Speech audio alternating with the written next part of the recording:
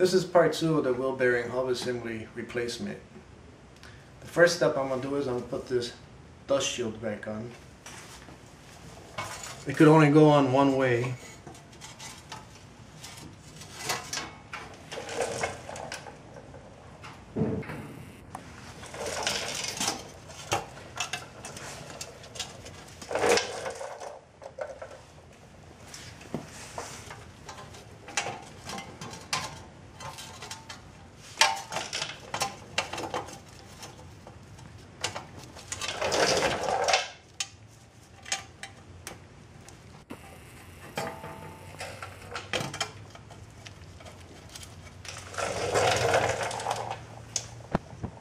Alright, I'm going to tighten these 3 bolts to spec, which is about 9 foot-pounds.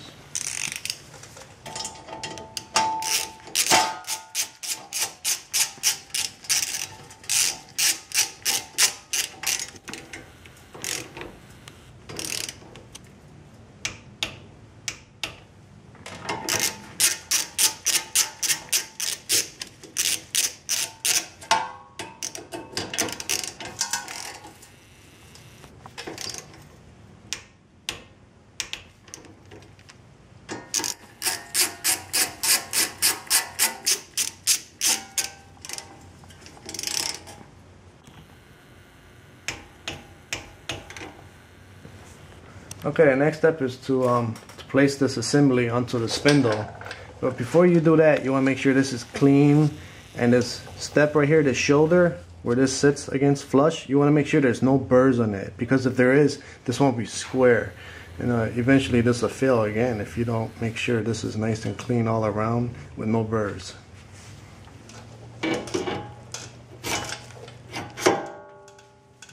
Next we're going to install the spindle nut.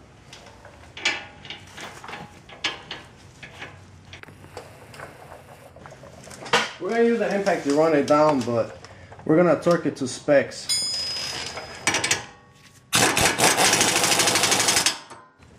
Alright, next I'm going to torque down this axle nut to spec, which is for this car is 139 foot-pounds. And the reason why I'm doing that, because it's pretty important, because what it does is it actually sets the preload of the bearing. If you don't do this proper, it may not last as long as it should, and you might have an early fail.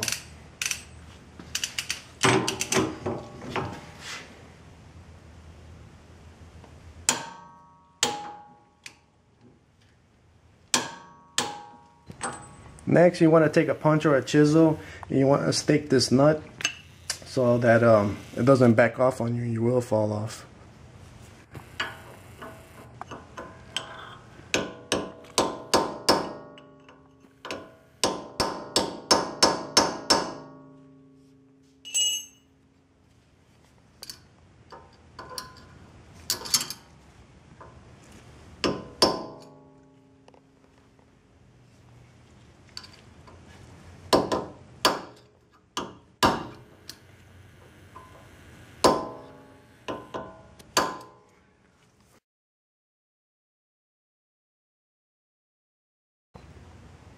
The next step is I'm going to reinstall this dust shield. Just place it on there like that. And what I'm going to do is I'm just going to tap it in with a punch. Walk it around.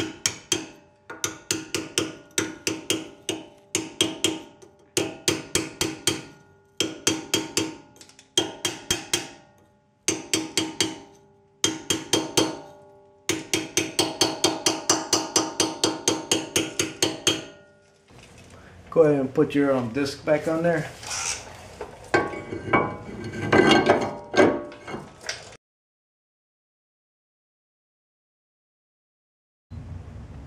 After you get your disc back on, and then you can put your caliper back on.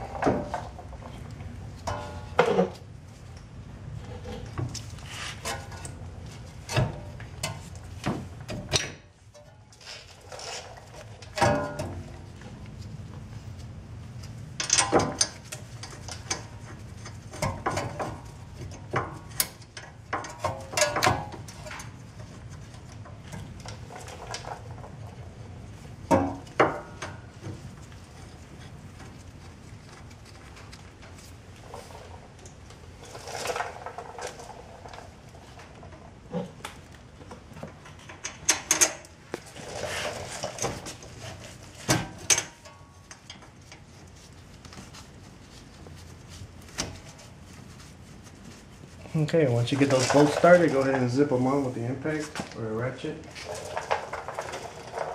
Okay.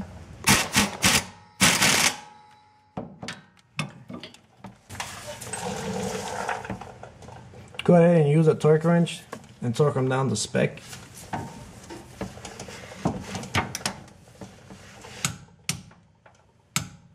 At this time, you can go ahead and reattach your brake line bracket.